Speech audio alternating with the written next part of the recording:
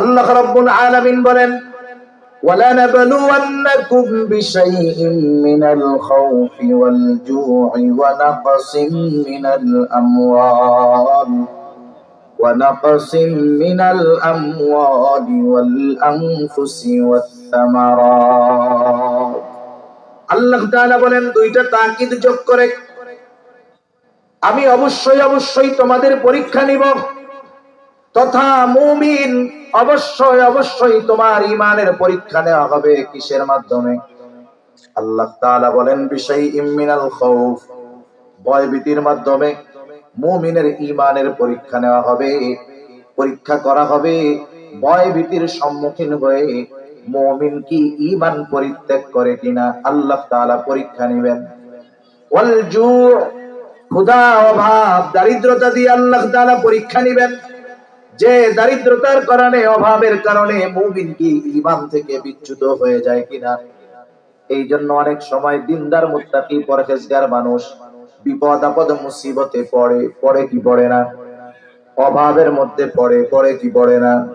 সেজন্য কোন মুমিন যদি কোন সময় ভয় ভীতির সম্মুখীন হয়, কোন সময় যদি অভাব দারিদ্রতার সম্মুখীন হয়, বুঝতে হবে হয়তো আল্লাহ তাআলা ওই মুমিন বান্দার পরীক্ষা নিচ্ছে। আচ্ছা, পরীক্ষার মাধ্যমে শুধু যে ফেল হয় তা না, পরীক্ষার মাধ্যমে সম্মান এটাও তো বাড়ে, ঠিক কিনা বলেন? পরীক্ষায় যদি কেউ পাস করে তাহলে তার সম্মান বাড়ে, পরীক্ষায় যদি ফেল করে তাহলে সে লজ্জিত হয়। সেজন্য পরীক্ষা নেওয়ার সময় মনে করার সুযোগ নাই যে আল্লাহ তাআলা ভয় দিয়ে, অভাব দিয়ে পরীক্ষা নিচ্ছেন, এই জন্য মনে হয় তাদেরকে ভালোবাসেন। এটা ভাবার কোনো সুযোগ নাই, বরং হতে পারে ওই মুসিবত, ওই পরীক্ষার মাধ্যমে আল্লাহ তাআলা ওই মুমিনের সম্মানকে আরো বাড়ায় দিতে চায়। 3 নম্বরে আল্লাহ তাআলা বলেন, পরীক্ষা নেওয়া হবে ওয়ানাকাসিম মিনাল আমওয়াল, মালের লস, মালের ক্ষতির মাধ্যমে পরীক্ষা নেওয়া হবে। ওয়াল আনফুস, জীবনের ক্ষতির মাধ্যমে পরীক্ষা নেওয়া হবে। মুফাসসিরিনে কেরাম বলেন, জীবনের ক্ষতি দুই ভাবে হয়, একটা হলো নিজের জানের ক্ষতি, আর একটা হলো আপনজনের জানের ক্ষতি। তাহলে জানের ক্ষতির মাধ্যমে পরীক্ষা নেওয়া হবে। ওয়াসসামারাত, ফল ফসলের ক্ষতির মাধ্যমে পরীক্ষা নেওয়া হবে। আল্লাহ তাআলা বড় মেহেরবান, বান্দার পরীক্ষা নেন ঠিক, কিন্তু চান না তার নেওয়া এই পরীক্ষায় তার বান্দা ফেল যায়।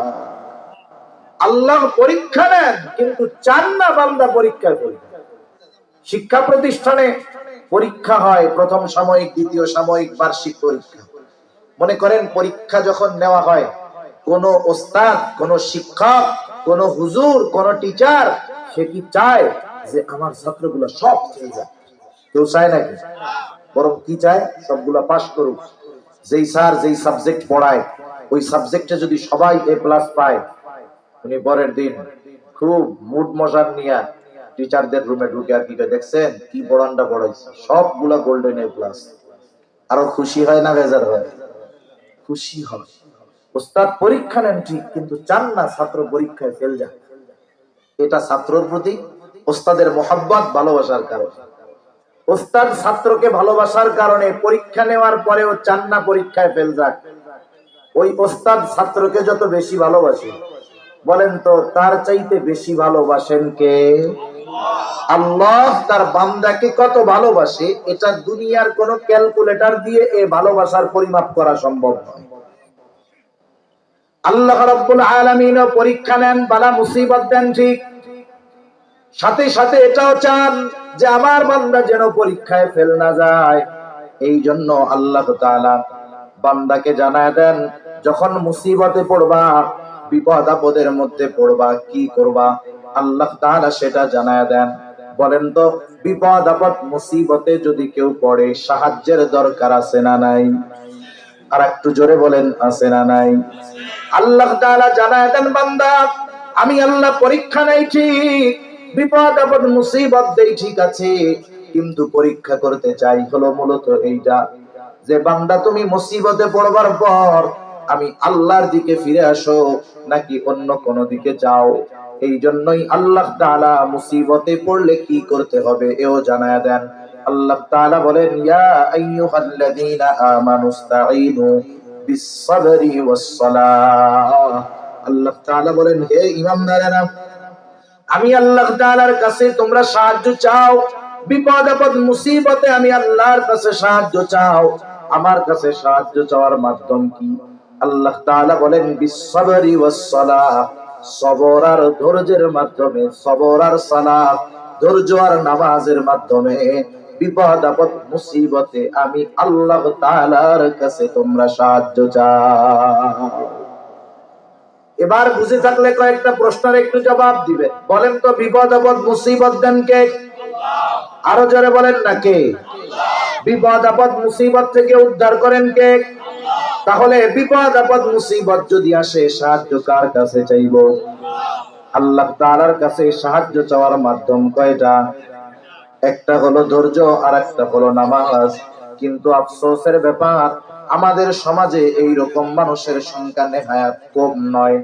বিপদ আপদ মুসিবতে পড়লে আল্লাহ তাআলার কাছে সাহায্য না চাইয়া পীর বাবা কবরে মাজারে গিয়ে সাহায্য চায়। এইরকম মানুষের সংখ্যা সমাজে কম নয়, অনেক আছে। মনে রাখতে হবে, কিছু বিষয়ের ব্যাপারটা এইরকম যে ওটার সম্পূর্ণ নিয়ন্ত্রণ আল্লাহ সুবহানাহু ওয়া তাআলা নিজের হাতে রাখছে। এটা দুনিয়ার কারো দেওয়ার ক্ষমতা নাই।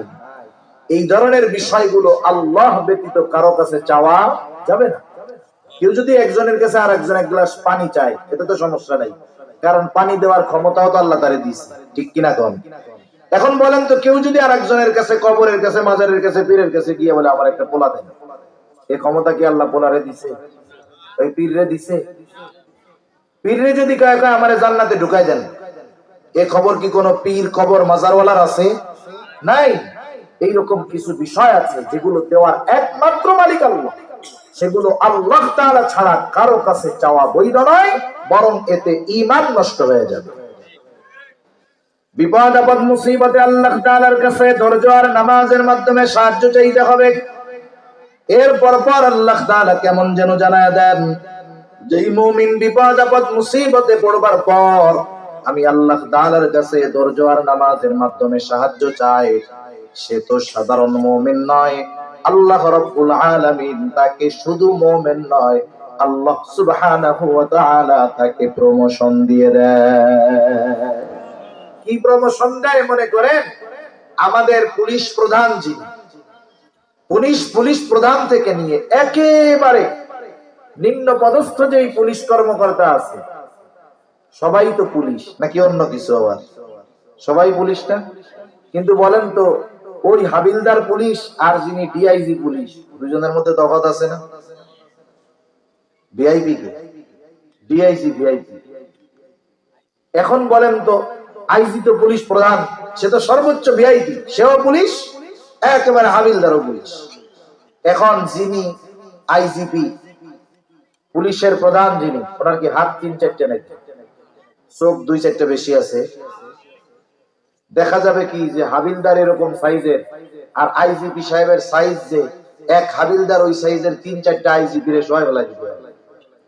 কিন্তু এরপরেও ওই লোকটা পুলিশের আইজিপি কিসের কারণে? কিসের কারণে? পদের কারণে। পদের কারণে না, পদের কারণে। এই দুই পুলিশের মধ্যে কেমন তফাৎ? আমরা সবাই মুমিন, কিন্তু প্রমোশনের কারণে কিছু আছে স্পেশাল মুমিন। যেই মুমিন বিপদ আপদ মুসিবতে এই ফর্মুলা অবলম্বন করে আল্লাহ তাআলার কাছে সাহায্য চায়, আল্লাহ তাআলা জানায় দেন সে আর খালি মুমিন থাকে না, সে প্রমোশন পাইয়া সবের মুমিন হয়ে যায়। সুবহান। এজন্য আল্লাহ তাআলা এর পর কেমন জানি বলেন, যেই মুমিন বিপদ আপদ মুসিবতে এই দুই পদ্ধতি অবলম্বন করে আমি আল্লাহর কাছে সাহায্য চাই, সে তো সাধারণ মুমিন থাকে না, সে সবের মুমিন হয়ে যায়। আর সবের যে তার সাথে সর্বদা থাকেন কে? আল্লাহ তাআলা বলেন, ইন্নাল্লাহা মা'আস সাবিরিন, নিশ্চয়ই আল্লাহ তাআলা ধৈর্যশীলদের সাথে আছেন।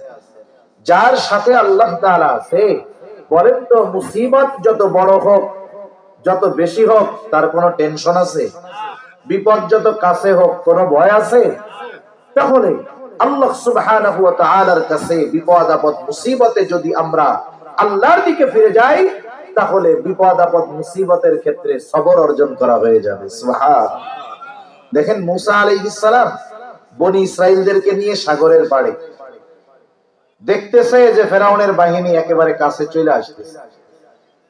মুসা আলাইহিস সালামের উম্মতেরা বলতেছে, ইন্না লামুদরাকুন, মুসা আমরা ধরা পড়ে গিয়েছি, শত্রু এত কাছে, বাঁচার আর কোনো উপায় নাই, হয়তো ফেরাউনের বাহিনীর হাতে মরতে হবে, নাইলে সমুদ্রের মধ্যে পড়ে মরতে হবে।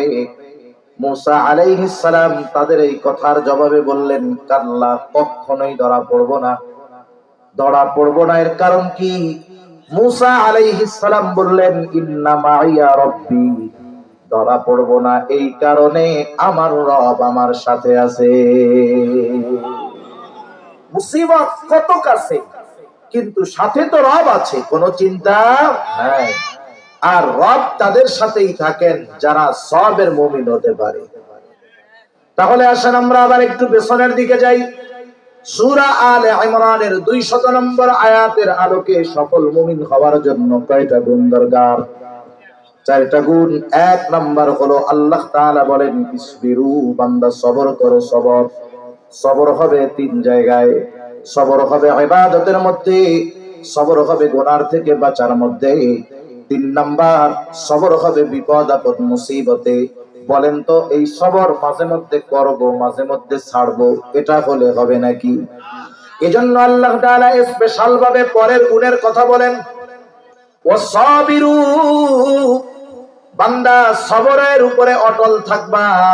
কতদিন থাকবা? বেঁচে থাকবা যতদিন, ইবাদত যতদিন, সবরের উপরে অটল থাকবা ততদিন। আর ইবাদত কতদিন? আল্লাহ তাআলা বলেন, ওয়া'বুদ রাব্বাকা হাত্তা ইয়াতিয়াকাল ইয়াকিন, আপনি আপনার রবের ইবাদত করেন দৃঢ় সত্যের আগমন পর্যন্ত, অর্থাৎ মৃত্যু পর্যন্ত রবের ইবাদত।